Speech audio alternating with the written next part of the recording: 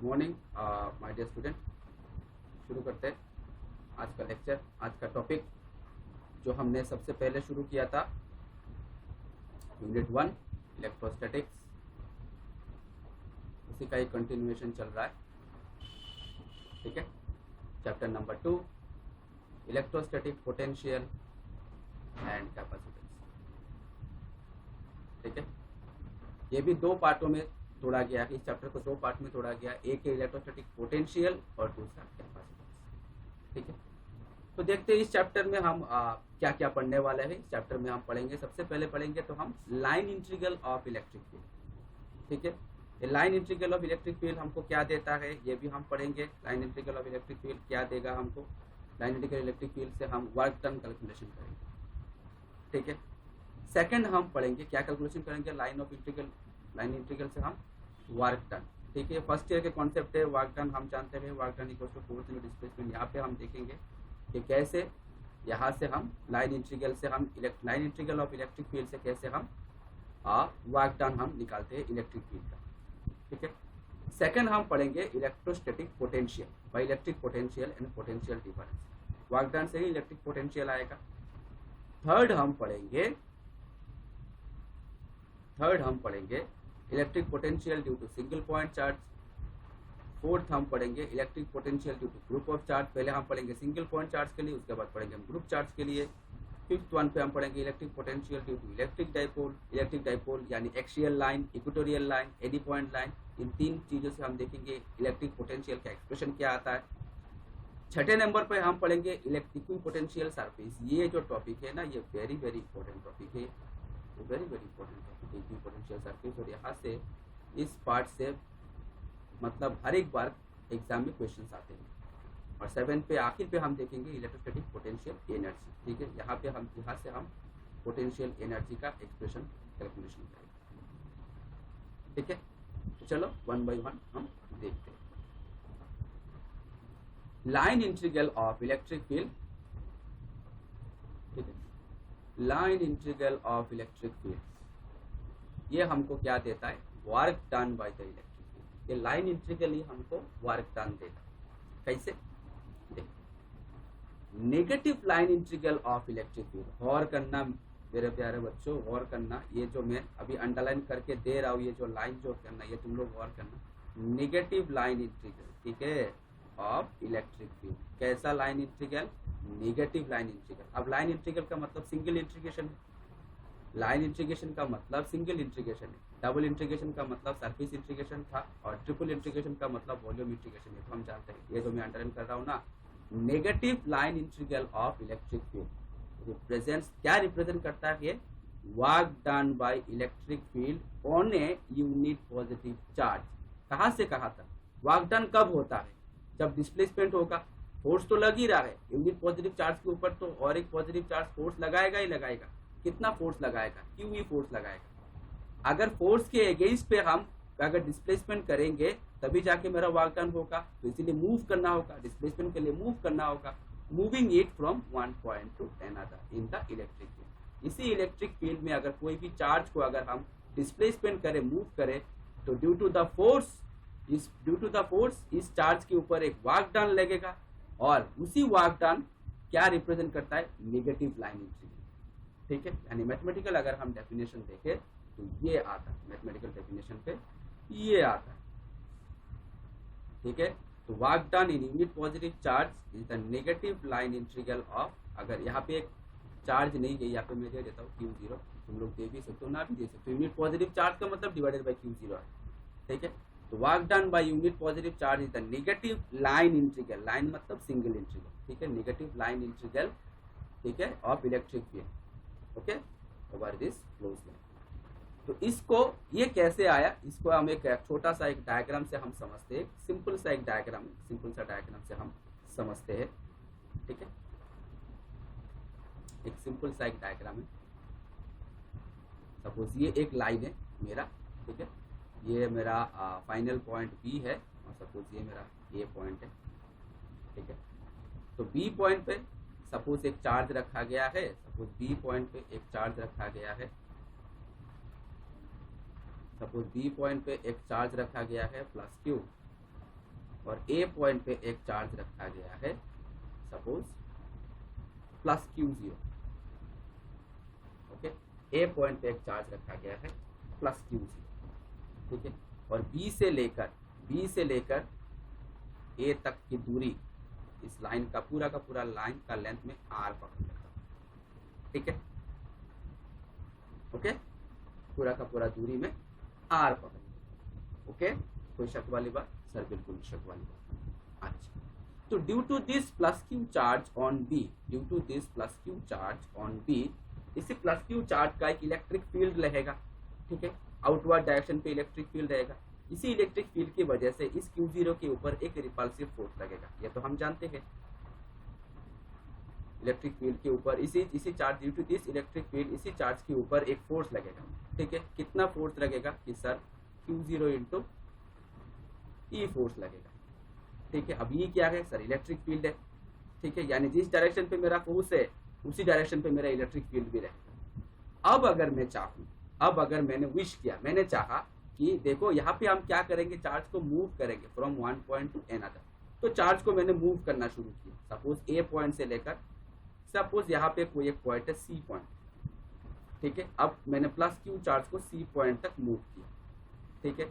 और ए से सी तक की दूरी मैंने सपोज डीएल कंसिडर किया, ठीक है। तो देखो फोर्स मेरा इस डायरेक्शन पे है,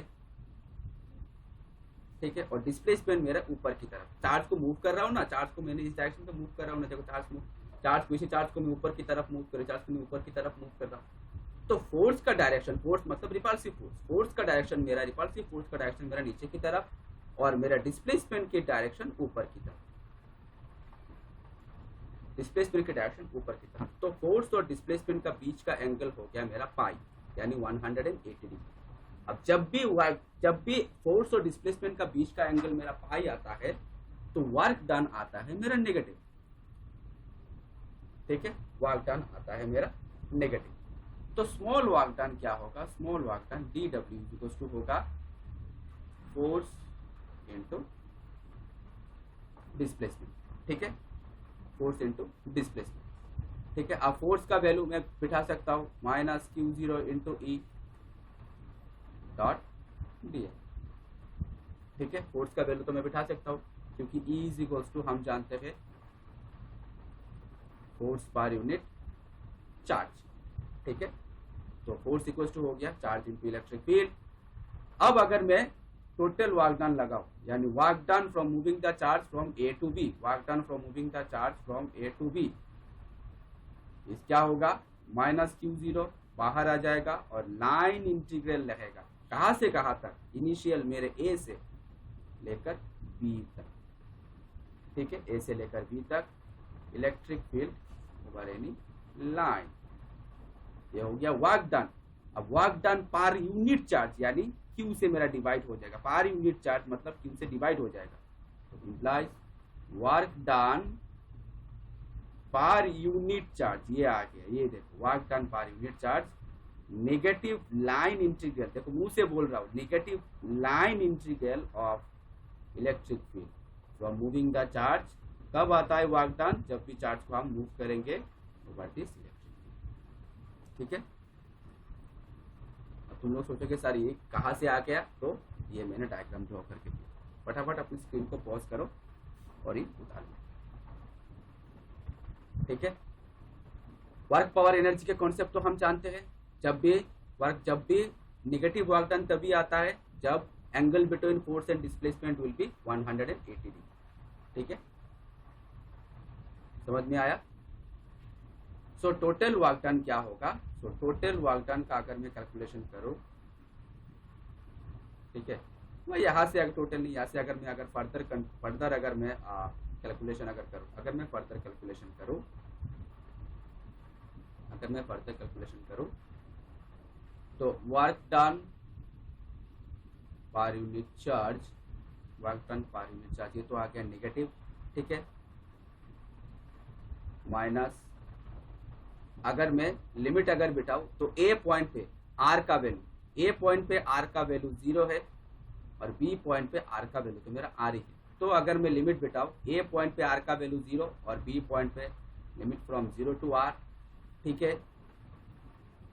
ई और डी एल, इलेक्ट्रिक फील्ड मेरे इस तरफ जिस डायरेक्शन पे मेरा फोर्स रहता है उसी डायरेक्शन पे मेरे इलेक्ट्रिक फील्ड, तो इलेक्ट्रिक फील्ड और डी एल का बीच का एंगल मेरा पाई 180 डिग्री, तो आ गया मेरा E D L cos 180 degree, क्योंकि ए डॉट बी का फॉर्मूला है, ए डॉट बी का फॉर्मूला ए वेक्टर डॉट बी वेक्टर का फॉर्मूला मेरा ए बी कॉस थीटा आता है। मैंने कहा था अगर वेक्टर हमने पढ़ लिया तो ये चैप्टर बहुत ही आसान है। तो E D L cos 180 degree, cos 180 का वैल्यू -1, बाहर एक माइनस, इधर भी एक माइनस, हो जाएगा मेरा प्लस। ठीक है, वेरी गुड, यानी आ गया लाइन इंटीग्रल 0 से लेकर r तक ई डी एल। ठीक है, अब electric field due two point charge, point charge के लिए इलेक्ट्रिक फील्ड का value, electric field due two point charge, this point charge के लिए इलेक्ट्रिक फील्ड का वैल्यू हम जानते हैं KQ/r², वेरी गुड भाई, KQ/r², ये मेरे इंटीग्रेशन के बाहर, और इंटीग्रेशन रहेगा 0 to r ओनली dl के ऊपर।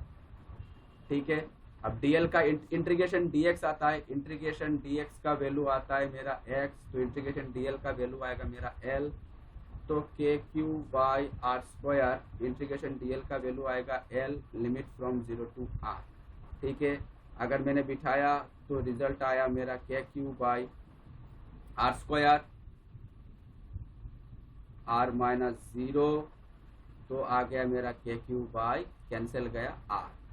ठीक है, तो इलेक्ट्रिक फील्ड, तो work done per unit charge, यानी अल्टीमेट एक्सप्रेशन, अल्टीमेट मेरा एक्सप्रेशन आ गया, मेरा अल्टीमेट एक्सप्रेशन मेरा आ गया, मेरा अल्टीमेट एक्सप्रेशन मेरा आ गया work done per unit charge, मेरे इस कर देता हूँ, अल्टीमेट मेरा एक्सप्रेशन आ गया work done per unit charge is equals to KQ/r। ठीक है, अब K का तो वैल्यू मेरा 1/4πε0 है, ये हम बिठा देते हैं, तो work done per unit charge by Q0, KQ यानी Q/4πε0 इंटू r। अब Q0 से तो सिंपल वर्क डन क्या होगा, टोटल वर्क डन क्या होगा, total work done equals to Q0 से मैंने मल्टीप्लाई कर दिया, Q0, ठीक है, divided by 4πε0 into r, this is the total work done. ठीक है, this is the total work done. Okay, अगर मैंने ए और बी का, अगर मैंने ए और बी दो अगर मैंने डिस्टेंस अगर कंसीडर कर लिया, सपोज ए के लिए अगर डिस्टेंस मैंने आर ए कंसीडर कर लिया और बी के लिए अगर मैं डिस्टेंस आर बी कंसीडर कर लिया, तो work done from a b, ठीक है, रेज कर देते हैं, अगर ए के लिए मैंने, ये तो हो गया मेरा अल्टीमेट एक्सप्रेशन, अगर ए के लिए मैंने डिस्टेंस अगर आर ए कंसिडर कर लिया, दो डिफरेंट अगर मैं डिस्टेंस कंसिडर करता हूँ, दो डिफरेंट अगर मैं डिस्टेंस कंसिडर करता हूँ, तो ए के लिए अगर मैंने डिस्टेंस आर ए कंसिडर कर लिया, बी के लिए अगर मैंने डिस्टेंस आर बी कंसिडर कर लिया, ठीक है, तो वर्क डन क्या होगा, टोटल वर्क डन क्या होगा, ए टू बी Q/4πε0, ये तो मेरा कांस्टेंट है, ठीक है, तो आएगा 1/RB minus 1/RA, final limit minus initial, ठीक है, टोटल वर्क डन देखिए आता है, देखिए total work done by the electric field on the test charge moving at, ये मैं उतार देता हूँ, तुम लोगों के लिए आसानी हो जाएगा लिखने में, ठीक है, ये देखो, तो total work done by the electric field on the test charge by moving it from A to B in the electric field is ये जो मैंने अभी किया, ये ठीक है, Q/4πε0 1/RB माइनस 1/R, ये हो गया मेरा टोटल वर्क डन, ठीक है, ये टोटल वर्क डन, और work done per unit charge मेरा ये और ये टोटल, सॉरी ये टोटल है, ये टोटल वर्क डन है, और ये हो गया मेरा work done per unit charge, ये हो गया मेरा work done per unit charge, ये मैं बार बार बोल रहा हूँ, पर यूनिट चार्ज मेरा ये है और टोटल वर्क डन मेरा। ठीक है, समझ में आया? स्क्रीन को पॉज करो, फटाफट उतारो। चलो नेक्स्ट। ठीक है, वही जो एक्सप्रेशन जो अभी अभी हमने किया वही एक्सप्रेशन है। ठीक है, total work done, this is the total work done. तो कुछ हमारा नोट है, ये हम नोट करके लिखेंगे। Note, the equation shows that work done by the moving test charge from Q0 to point A another point B any path in AB electric field due to path plus Q charge depends only the position of these point independent of the actual path followed. That means ये जो मेरा charge था, अब पहले के अगर diagram पे अगर मैं देखूं, फर्स्ट डायग्राम पे अगर देखूं तो प्लस क्यू चार्ज जो है ना, लिखने की कोई जरूरत नहीं है। प्लस क्यू चार्ज जो है ना, वो मैं यहां से भी मूव कर सकता हूँ, ऐसे भी मूव कर सकता हूँ, ऐसे भी मूव कर सकता हूँ। यानी ए से लेकर बी तक पहुंचने से ही हमारा मतलब है। यानी ये जो वर्क डन जो है ना, वो मेरे पाथ इंडिपेंडेंट है, रास्ते के ऊपर डिपेंड नहीं करता। ठीक है, पाथ इंडिपेंडेंट, और पाथ इंडिपेंडेंट वर्क डन को हम कंजर्वेटिव वर्क डन बोलते हैं। पाथ इंडिपेंडेंट वर्क डन को हम कंजर्वेटिव वर्क डन बोलते हैं।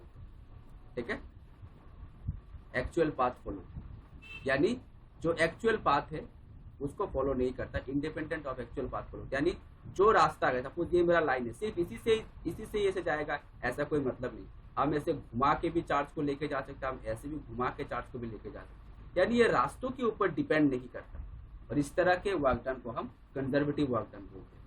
ठीक है, that is the integral of electric field, line integral of electric field is path independent, रास्ते के ऊपर डिपेंड नहीं करता। ठीक है, Therefore it is called conservative field। यानी इस तरह के फील्ड को हम क्या बोलते हैं कि सर, इस तरह के फील्ड को हम बोलते हैं कंजर्वेटिव फील्ड। ठीक है, यानी अगर कंजर्वेटिव फील्ड हुआ तो क्लोज पाथ के लिए, फॉर क्लोज पाथ, ठीक है, अगर कंजर्वेटिव फील्ड हुआ तो क्लोज पाथ के लिए वर्क डन का वैल्यू आएगा मेरा 0। ओब्वियसली अगर कोई पार्टिकल शुरू किया जाने, सपोज ए पॉइंट पे जाने शुरू किया, अगर सिंपल मैकेनिक्स का अगर सिंपल कॉन्सेप्ट हम पकड़े तो सपोज ए पॉइंट से जर्नी शुरू किया वापस घूम के अगर ए पॉइंट तक आ गया तो उसका डिस्प्लेसमेंट तो मेरा 0 है, और इसीलिए इसको हम क्लोज पाथ बोलते हैं। डिस्प्लेसमेंट तो मेरा 0 है, अगर डिस्प्लेसमेंट 0 हो गया तो वर्क डन मेरा 0 है। ठीक है, यानी लाइन इंटीग्रल फील्ड, ये देखो, line integral of electric field over any close path is 0। अब line integral over any close path, line integral of electric field over any close path का मतलब work done in close path है। ठीक है, यानी ये हो गया। ठीक है, ये हो गया लाइन इंटीग्रल, यानी work done for close path. अगर हम इसको हम ऐसे लिखे, work done for close path. ठीक है, line integral of close path, इसका मतलब क्लोज पाथ, ये क्या हो जाएगा मेरा 0। क्यों 0 हो गया? क्योंकि ये मेरा पाथ इंडिपेंडेंट है,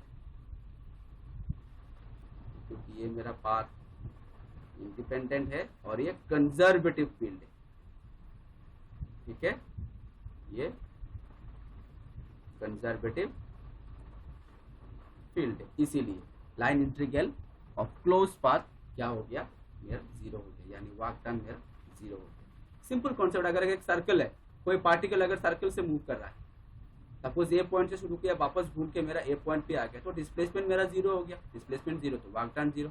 इसको बोलते हैं क्लोज पाथ, और क्लोज पाथ यानी कंजर्वेटिव फील्ड, और क्लोज पाथ के लिए line integral of electric field भी मेरा क्या आएगा 0 ही आएगा। ठीक है, और नोट, सपोज ये नोट नंबर 1 है, 1 के अंदर सपोज ये नोट ए दे दो, नोट ए, और सपोज ये नोट बी। ठीक है, क्या क्या बोला गया है? Line integral of only static electric field is independent of path follow. Static electric field मतलब जो इलेक्ट्रिक फील्ड रुका हुआ है, स्टॉप है। ठीक है, क्योंकि चैप्टर तो हम इलेक्ट्रोस्टैटिक ही कर रहे हैं, यहाँ पे सिंपल एक चार्ज रुका हुआ है, चार्ज एट रेस्ट है, तो चार्ज अगर रेस्ट है तो इलेक्ट्रिक फील्ड भी मेरा रेस्ट पे ही रहेगा। However line integral of the field due to moving charge is independent of path because the field varies with time। Line integral of field अगर कोई चार्ज मूव भी करेगा, बाद में देखेंगे करंट इलेक्ट्रिसिटी में, is not independent the path. ठीक है, ये पाथ पे डिपेंड नहीं करता है, तब हो जाएगा ये नॉन कंजर्वेटिव फील्ड। ठीक है, ये हम करंट इलेक्ट्रिसिटी में देखेंगे। नेक्स्ट टॉपिक आता है हमारा इलेक्ट्रिक पोटेंशियल। ठीक है, electric potential. Okay, electric potential का डेफिनेशन हम देखेंगे क्या है। The electric potential is a physical quantity which determines the flow of charge from one body to another।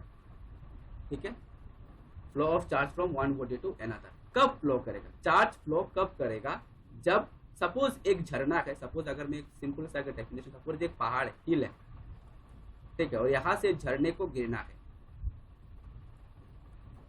ठीक है, तो ये झरने का टॉप पॉइंट है और ये मेरा बॉटम पॉइंट है। ठीक है, यानी टॉप हाइट और बॉटम हाइट के हाइट डिफरेंस की वजह से पानी नीचे आ रहा है। ठीक है, अगर एक झरना है, अगर ये फाउंटेन है, ठीक है, तो फाउंटेन के हाइट डिफरेंस की वजह से पानी ऊपर से लेकर नीचे आ रहा है। ठीक है, ठीक वैसे ही चार्ज कब फ्लो करता है, जब पोटेंशियल के डिफरेंस होता है। ठीक है, चार्ज कब फ्लो करता है, जब पोटेंशियल के डिफरेंस होता है। ठीक है, तो electric potential is a physical quantity that determines the flow of charge from one point body to another, suppose one point to another। ठीक है, it is a physical quantity that determines the degree of electrification of the body। degree of electrification मतलब कितना charge, how much charge will be carried, how much charge will be carried। ठीक है, ये कुछ higher technical term है, इस पे घबराने वाले कोई बात नहीं। हर एक किताब में, किसी किताब में मिल जाएगा। डिग्री ऑफ इलेक्ट्रिफिकेशन मतलब amount of charge carried by the body.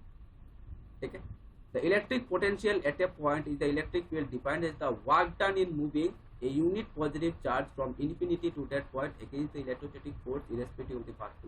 देखो, अगर ये डेफिनेशन थोड़ा सा टफ लगे ना, तो सिंपल मेरा डेफिनेशन है इलेक्ट्रिक पोटेंशियल का, एक सिंपल सा definition electric potential is the work done per unit charge. ठीक है, इलेक्ट्रिक पोटेंशियल का सिंपल डेफिनेशन है work done per unit charge. ठीक है, अब तो ये work done per unit charge मतलब ये तो वर्क डन तभी होता है जब कोई बॉडी इलेक्ट्रिक फील्ड में मूव करेगा, जिसकी वजह से वर्क डन होगा कहाँ से कहाँ तक, इन्फिनिटी टू दैट पॉइंट। यानी अगर कोई डिस्टेंस, कोई चार्ज अगर इनफाइनाइट डिस्टेंस पे है, अगर ये पॉइंट पे आना चाहता है, यहाँ पे प्लस क्यू चार्ज है, इन्फिनिटी पे प्लस क्यू जीरो चार्ज है, तो ये मूव करना चाहता है, due to this work done will be negative, और नेगेटिव लाइन इंटीग्रल का मतलब ही मेरा work done per unit charge है, और वर्क डन पर यूनिट का चार्ज का मतलब ही मेरा इलेक्ट्रिक पोटेंशियल है। ठीक है, यानी work done per unit charge would be the negative line integral of electric field of this. ये तो हमको पहले भी मिल चुका है, ये एक्सप्रेशन हम पहले भी देख चुके हैं। ठीक है, और